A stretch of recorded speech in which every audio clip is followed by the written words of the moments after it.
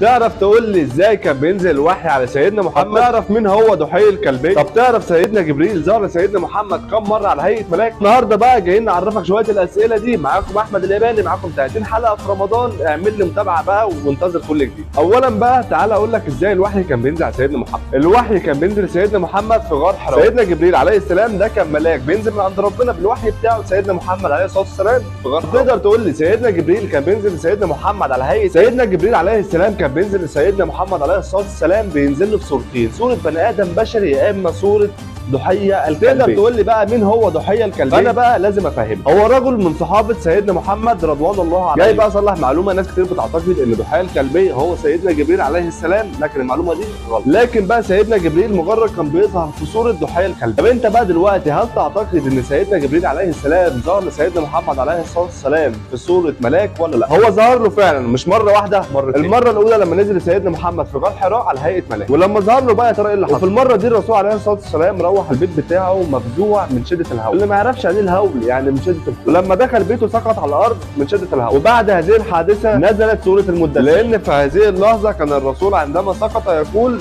دسروني دسروني. انما المره الثانيه بقى كانت في رحله الاسراء والمعراج عندما كان يسري بيه عند سدره المنتهى. وفي نص الكلام بقى صلى على سيدنا محمد. طب ايه بقى هي المهمه اللي كان بيقوم بيها سيدنا جبريل عليه السلام؟ كان جبريل عليه السلام يحمل رسالات الله وشرائعه من السماء الى رسل الله وانبيائه في الارض. ربنا امر سيدنا جبريل عليه السلام ان هو لازم ينزل ويحفظ ويعلم الرسل شرائع. وارسل الله تعالى سيدنا جبريل للرسل وايدهم به، عشان سيدنا جبريل كان من اسمى واعظم الملائكه عند الله سبحانه وتعالى. وايد الله تعالى سيدنا عيسى عليه السلام بسيدنا جبريل وهو الروح القدس. ومن هنا بقى انت عرفت معانا سيدنا جبريل كان بيظهر لسيدنا محمد في سوره. وفي اخر الفيديو هسالك انت بقى ايه هي اول سوره نزلت على سيدنا محمد عليها افضل الصلاه. ومن هنا بقى خلصنا الفيديو بتاعنا. مستني بقى اللايك بتاعك والمتابعه عشان دايما نستمر معاك.